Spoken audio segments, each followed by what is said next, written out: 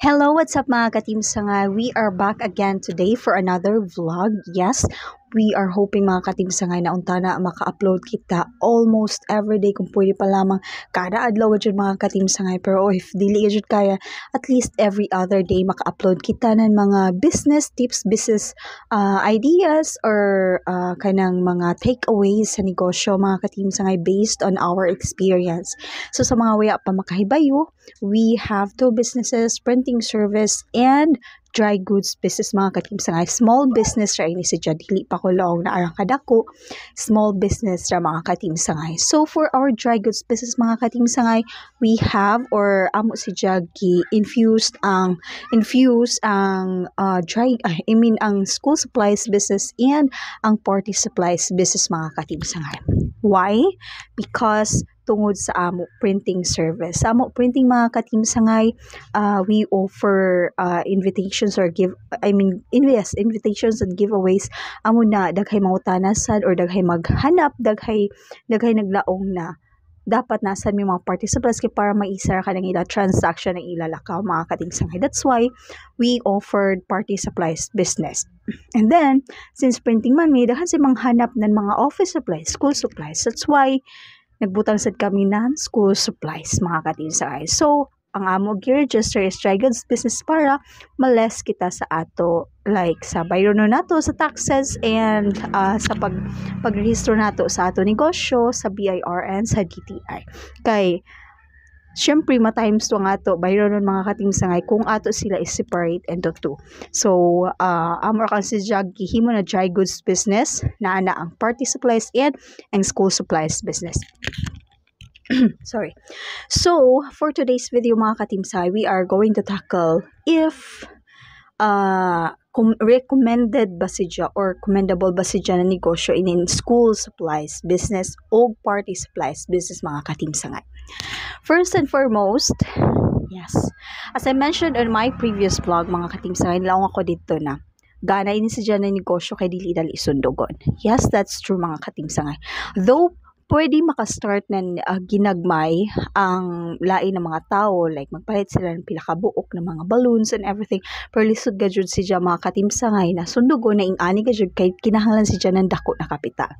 Yes, kinahanglan ng dako na kapital. Unlike sa mga sari-sari store na if dili mo patok siya, pwede ra nimo i-consume personally or kamura mismo mo gamit sa mga items na or mga inventories niyo. Sa kani mga ka-Team Sangay, dili ka makadali-dali pag suyod ani negosyo kay syempre dili siya kung basic needs nato mga ka-Team Sangay, dili siya pwede nato i-consume personally except sa mga notebooks and papel. Syempre, pwede nato siya gamiton personally. Pero iba na mga balloons and everything, mauno makita ko nato inakan siya i-consume, di ba? Kung mo daw na nga to business, tapos mo daw ni siya na negosyo, tapos usaon man nato inin iba na mga items, di ba? So, dili siya dali masundog nan lain mga tao kay kinahanglan siya nan more like ano pa John? Kinahanglan siya pag-iisipan talaga. Uno ko no. Bitaw. Kinahanglan siya na planning and everything. Bitaw mga ka-Team Sangay, yes, that's true. Dili ini siya dali masundog. Unlike joon mga magluto kita ng merienda, mga snacks na pag joy magluto isa, magsunod-sunod na dapat joy magluto. Di ba mga ka-Team Sangay? Amo joy ang toxic sa ato mga Pinoy kay magsuya-suya. So kanina negosyo, kung na may galing makasunod pag-start anila negosyo, at least dili ka mo kulaong na grabe kadaghan sa isa ka komunidad. Dili kun 10 kabuok ka mo kun joy manggaling 2 to 3, 4 anak ka mo kabuok mga ka-Team Sangay. And aside from that mga ka-Team Sangay, ini sa dyan na negosyo dili mapanos ang mga baligya. So dili ka mag-apas ng date of expiry mga ka-Team Sangay. So bisan kung abdan pa ini siya ng pila ka buyan, mahalin ng mga papel, okay ra kay dili siya mo expire. Unlike sa iban mga sari-sari store na syempre jo expiration date ang mga pagkaon, mga dilata, mga tanan didon, jo expiration date. So kinahanglan ato apaso na mabaligya nato jo siya. Yes mga ka-Team Sangay. And Another thing mga katim sangay, party supplies and school supplies business is kinahanglanon subsidya nato, di ba? Kay kita mga Pinoy hilig jud kita nan, especially sa mga sa party supplies nato. Kita mga Pinoy hilig kita nan John, bahala na kun may ato handa basta kay ja oy pang pictorials and everything. Ja oy mga design kay para maka-picture kita pang memory. Di ba mga katim sangay, pang post sa Facebook, pang Instagram and everything, pang YouTube or ano ba di, pang Reels, di ba? So, daghay gyud maghanap sa ini ng mga items, ng mga party supplies. Though dili sa every day gyud mo palit, pero once pag naay mo palit, di nagkusad ba katim sangay. Dili ko lang ng piso-piso, dos-dos. Di nagkusab gyud tag 200, 300, 400, isay mabot pag 1,000 isa kapalitan. Amo diyon si mga katim sangay. And ang ato school supplies business mga katim sangay, daghay maghanap ng mga bata na mga estudyante kay syempre back to school na ba siya karon, face to face class na mga katim sangay. Hanap sila ng mga basic na mga gamiton sa eskwelahan for projects, mga bisan gani kun dili mga estudyante, mga teachers kay naasan mi mga bond papers, inks available mga katim sangay.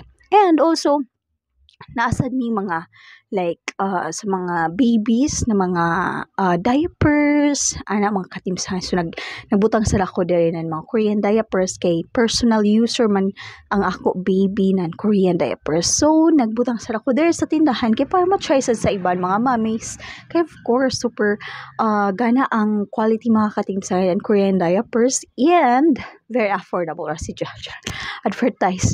So mo ato mga katim sangay, amo diyon ang advantage nan party supplies and school supplies business. Yes, dili siya again dili sundugon, dili mapanos, and ano pa ganato ka and amo na kaya to dili siya dali sunod, dili mapanos. Though kinahanglan siya nan medyo dako na kapital, pero pag maka-establish na ka sa imo name sa edu community, pag maka-establish na ka ng name nimo sa community, dali ra ka or dali ra nimo mabawi ang imo investment mga katim sangay. By the way, again, to recall is first is di dali sundugon, second is di mapanos, and third gamay ang imo kompetensya mga katim sangay. Kay again sa first di is dali sundugon, so gamay ang imo kompetensya.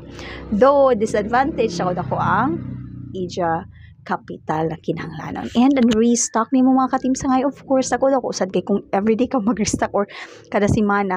Actually sa una weekly kami or kaduha guys sa kasimana kay syempre gamay pay capital, so pag naay abot mag-order or magpalit na sad, pag makaginan siya gamay, pag naay halin i-restock na sa paito sa bago na mga item ana kami sa una. Pero karon kuha na kami na monthly mag-restock kay para syempre maka-less kita sa expenses, dako ang ato makuha na profit. Yes, kay gamay man ang expenses nato kay kaisa naman kita sa isa ka buyan mo biyahe mga katim sangay.